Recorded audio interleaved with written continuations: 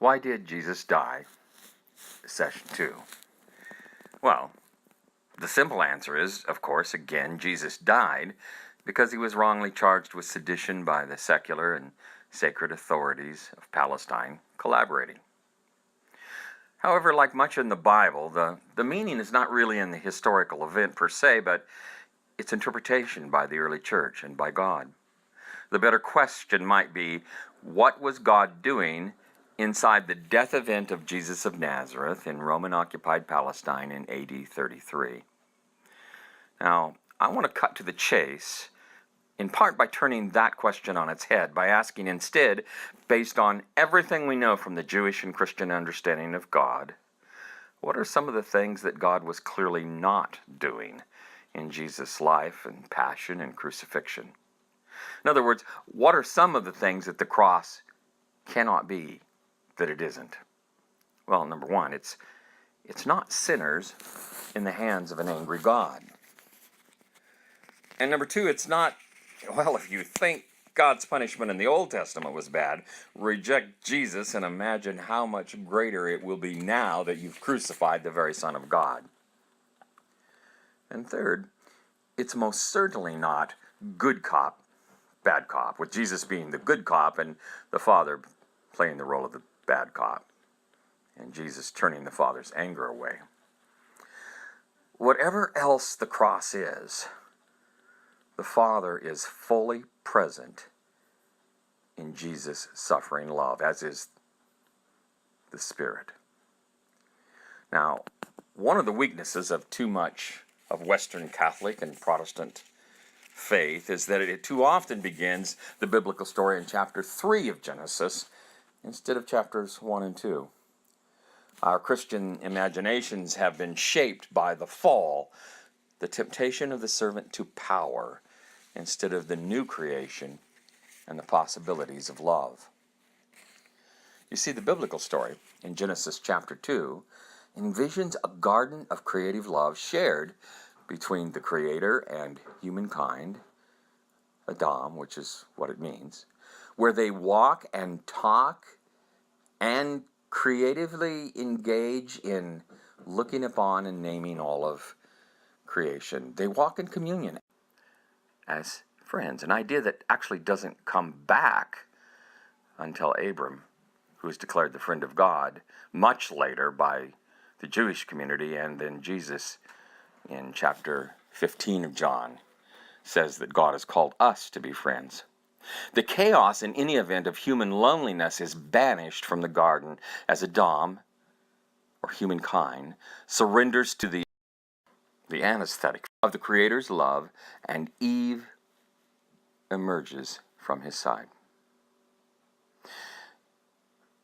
Now, it's in the very good of our origins, in the liturgical poem of Genesis 1, that creation at a cosmic level emerges from the chaos of deep space, and we humans are given God's breath of life and appointed as stewards of the pristine beauty of the earth.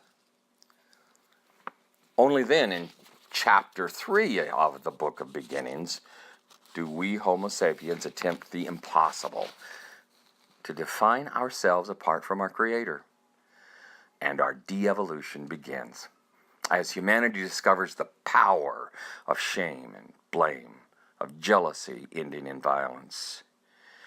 In these pre-written historic epic stories, humankind, Adam, continues down the road of destruction, taking on even systemic dimensions until the great flood, the deluge.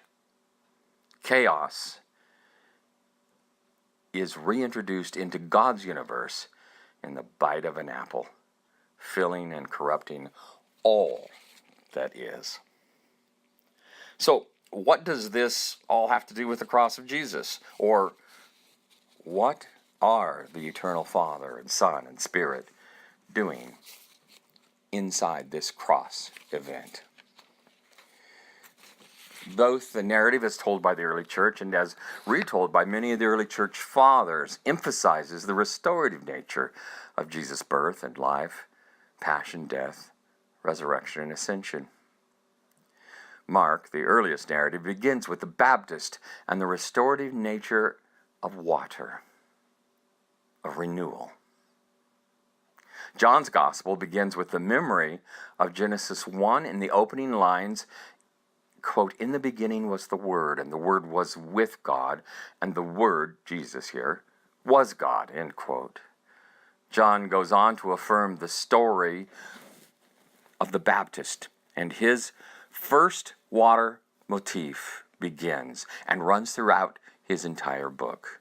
In fact, he opens the actual narrative of his story with the wedding celebration in Cana, where water is turned into wine and reminds us of the new earth that is coming in the wedding celebration.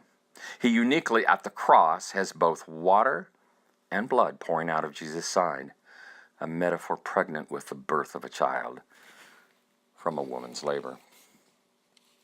It is Luke who connects, however, the story back to Adam in the genealogy, and both Luke and Matthew remind us that this story of the Passion has its roots in a new garden of crushing called Gethsemane, which is what Gethsemane means, where Jesus in sorrow surrenders to the powers of this earth, and in his final death, the earth shakes and the waters of heaven break open.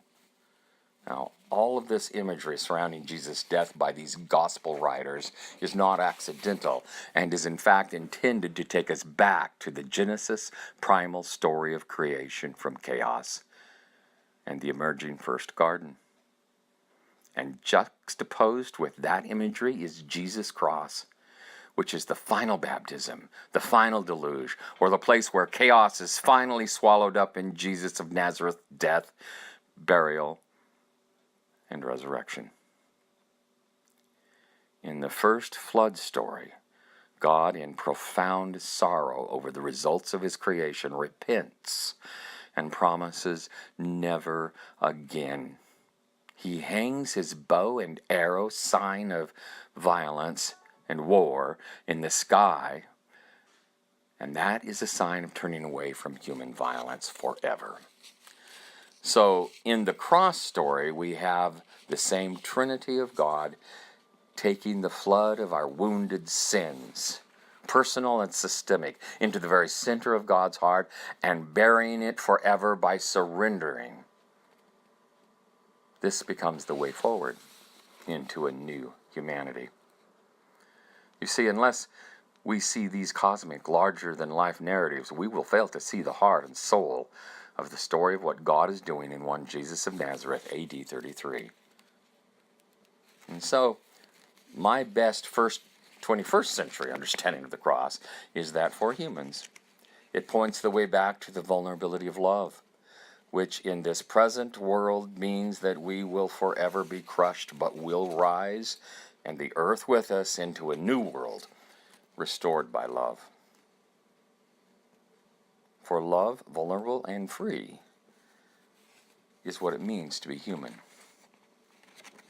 Hatred, jealousy, prejudice, obsessive pride, or sensual addictions, whether expressed through drugs or sex or consumerism, are the black holes that we find ourselves in when love no longer reigns supreme in our lives, between us or in us.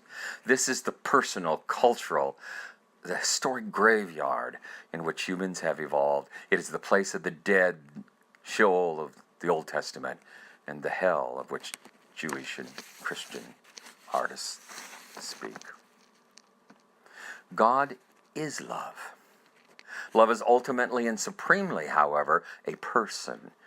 We experience as God, who is all love, only love, powerful, creative, respectful, reverent, free.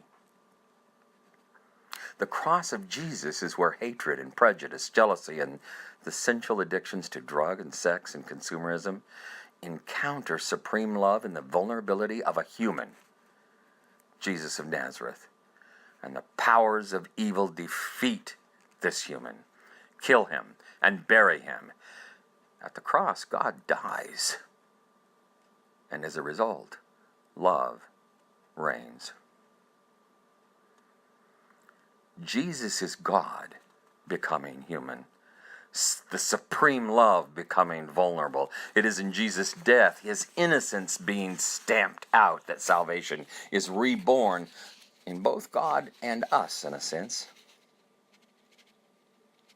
Supreme love surrenders to power, to the guardians of historic hatred and prejudice, jealousy, and all the sensual addictions. Supreme love tastes the death inside all and each of our wounded spaces, our sins, personal and systemic, and responds with a prayer that vulnerable humanity might follow Jesus to the cross.